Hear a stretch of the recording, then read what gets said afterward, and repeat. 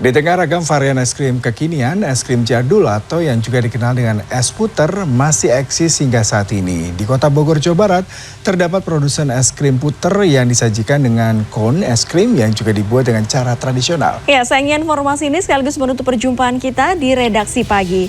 Terima kasih atas kebersamaan Anda dan sampai jumpa.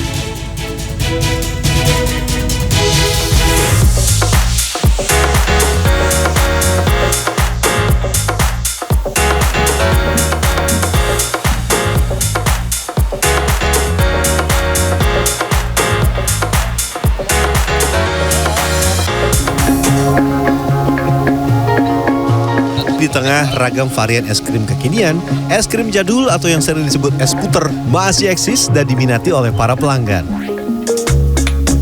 Salah satu pabrik yang memproduksi kerucut es krim berada di Kelurahan Gunung Batu, Bogor Barat, Kota Bogor, Jawa Barat. Tempat produksi cone beragam bentuk ini sudah eksis sejak 1984 atau 40 tahun silam. Bahan dasar untuk membuat kerucut es krim antara lain tepung tapioka, tepung terigu, garam dan sudah kue. Larutkan semua bahan tadi dan tambahkan minyak kacang secukupnya. Ya, selain menambah aroma pada kerucut es krim, minyak kacang akan membuat cone tidak menempel pada cetakan. Berbeda bila menggunakan minyak untuk menggoreng atau minyak kelapa sawit, kerucut es krim akan lebih sulit dikeluarkan dari cetakan karena lengket. Setelah tercampur rata, tambahkan pewarna makanan. Lanjut, kita masuk ke proses pencetakan. Hentakan kaki dan langkah yang lentur diyakini akan mempercepat proses produksi cone. Dan satu lagi yang penting, tidak membuat kaki mereka cepat pegal. Wajar saja, dalam sehari ribuan cone diproduksi di tempat ini. Jadi harus kerja dengan cepat ya. Setelah adonan cair masuk ke dalam wadah pencetakan, tekan dengan besi hingga adonan sedikit keluar dari dalam cetakan. Setelah itu keluarkan cone es krim yang sudah dimasak kurang lebih selama 1 menit. Selain cone berukuran besar, ada juga cone mini yang diproduksi di sini. Setiap kemasan cone es krim berukuran kecil berisi 20 buah dijual dengan harga Rp3.000. Sementara satu kemasan kerucut es krim besar berisi 10 dijual dengan harga Rp2.000 saja. Waktunya membuat es puter dengan rasa durian.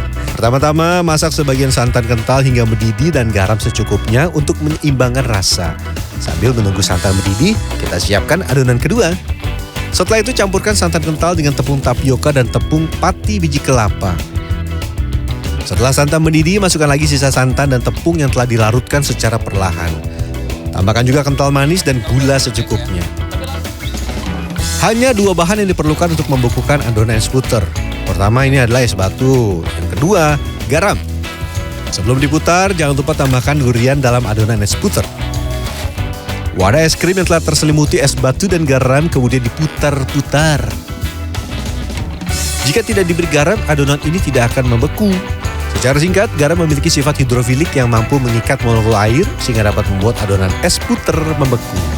Tambahkan es batu dan garam secara berkala bila dibutuhkan.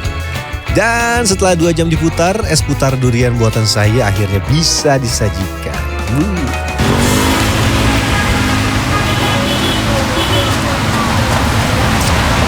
Tipikal es krim puter pada umumnya, dia lembut, santannya juga berasa karena pakai santan kental yang tadi. Tidak ada gerenjel-gerenjel bekas tepungnya ya, bisa dikatakan bekas adukannya tuh gak ada karena tadi memang aduknya tuh bertahap. Dan yang saya suka duriannya berasa. Tadi katanya pakainya nggak terlalu banyak, tapi karena memilih duriannya itu tepat, jadi kenceng duriannya. Apalagi di atasnya ditambahin topping durian. Harga satu porsi es puter durian menggunakan cone dipatok mulai dari Rp5.000. Sementara es puter durian dengan wadah gelas plastik dibanderol Rp10.000. Gimana? Ada yang mau coba juga? Di Bogor bisa dinikmati hujan-hujan tetap banyak yang beli. Dan Fernando, Dwi Agung Yuldiarto, Bogor, Jawa Barat.